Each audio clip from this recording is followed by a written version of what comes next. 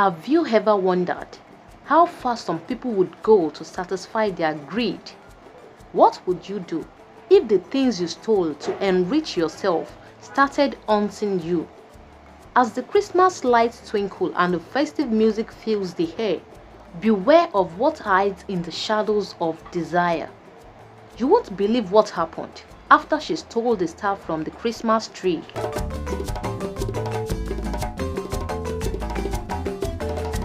The air in the bustling Lagos neighborhood was thick with the excitement of Christmas. Streets were lined with bright lights. Children darted about, shouting joyfully, while vendors called out enticingly from their stalls. At the center of the community park stood the tallest Christmas tree anyone had ever seen.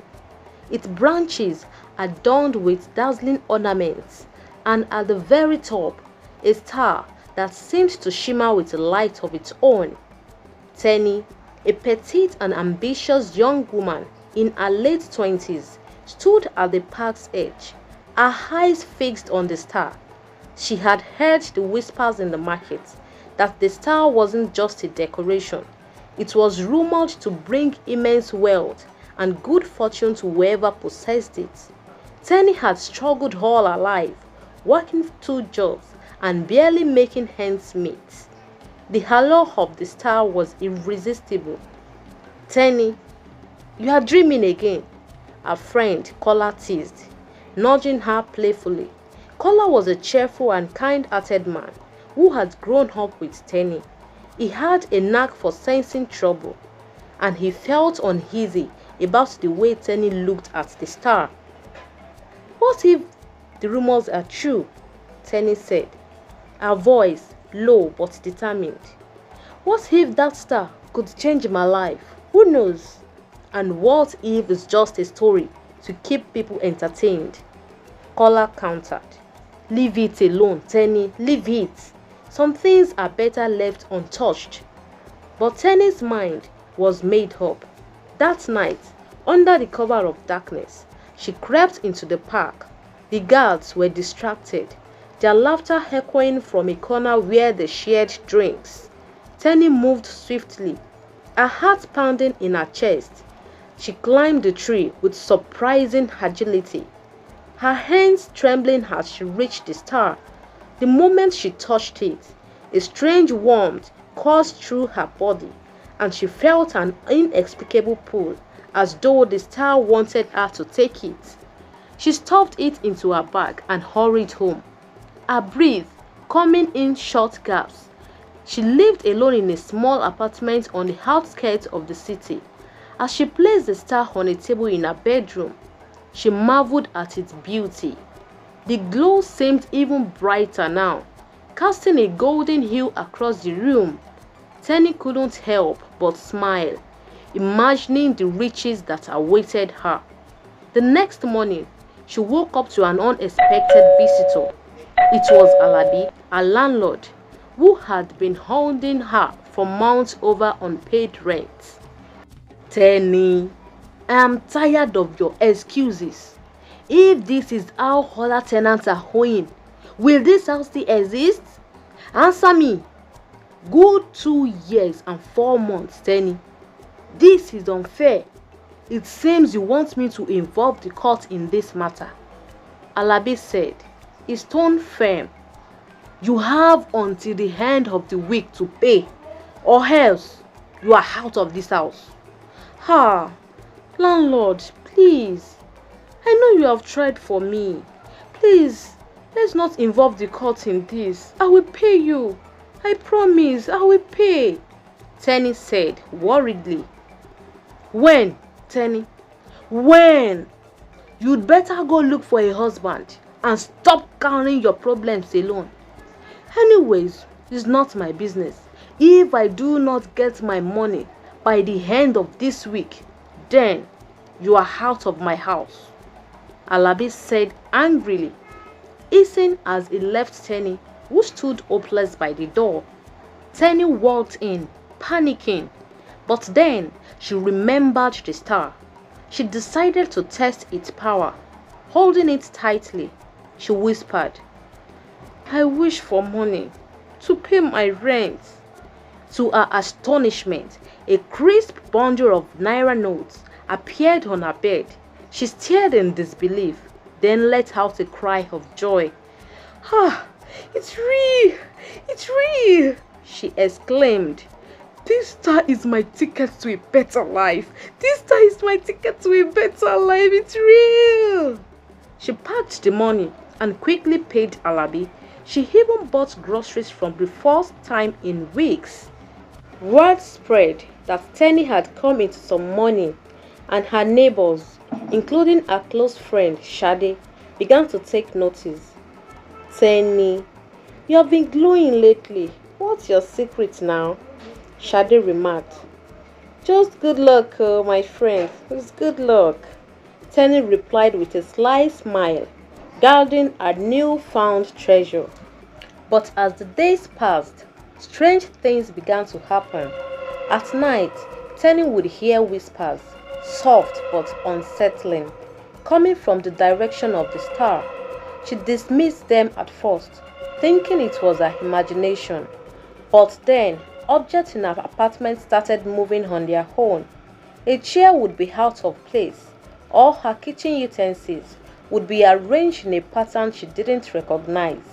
One night, she woke up to find the star glowing fiercely, its light filling the room.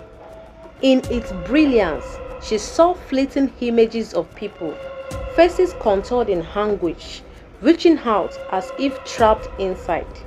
Her scream pierced the silence, and she threw a cloth over the star to dim its light. But the whispers grew louder, echoing in her mind even when she was away from home. The following day, she visited Kola. Throughout her visit, she was not herself. After some minutes, she decided to leave, and Kola accompanied her. Kola noticed her distress and confronted her.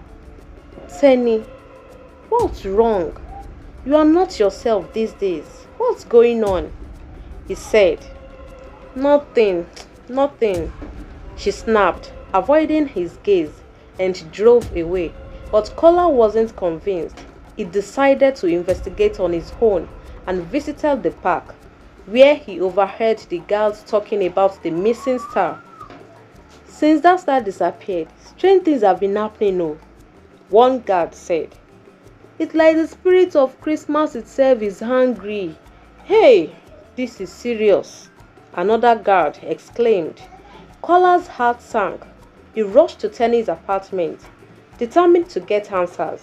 When he arrived, he found her curled up on the floor, clutching her head as the whispers grew deafening. Teni, you need to tell me the truth. Did you take the star? He pleaded. Teni broke down, confessing everything. I just wanted a better life. But now I don't know what is happening. Please help me, she cried. Kola urged her to return the star, but when they tried to pick it up, it burned Teni's hands.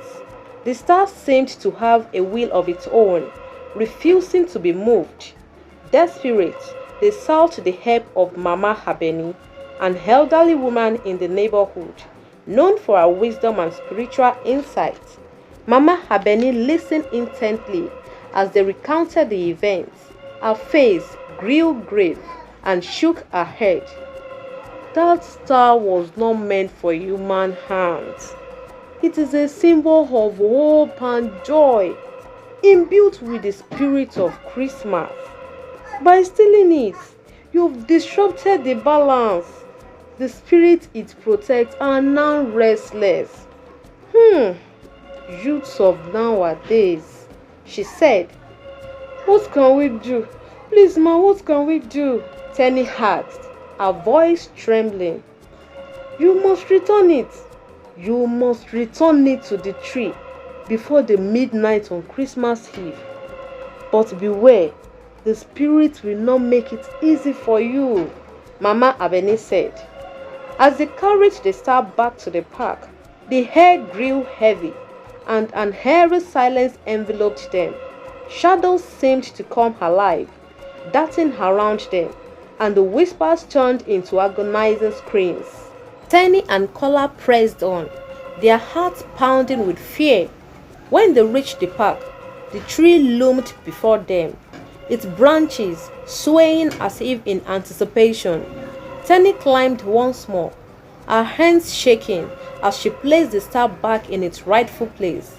The moment she did, a blinding light engulfed the park, and the whispers ceased.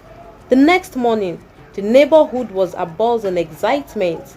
The tree's glow was brighter than ever, and the festive spirit had returned. Teni, however, had learned a hard lesson. She vowed to never again let greed cloud her judgment. As for the star, it remained a beacon of hope, a reminder of the magic of Christmas and the dangers of selfish desires. And while Teni's life wasn't perfect, it was finally filled with the kind of peace money could never buy.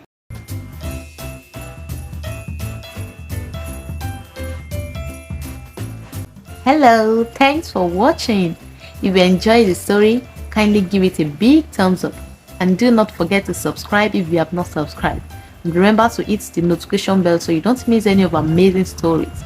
Also, if you enjoy it, share it. Do not enjoy it alone, and leave a comment. Until next time, bye.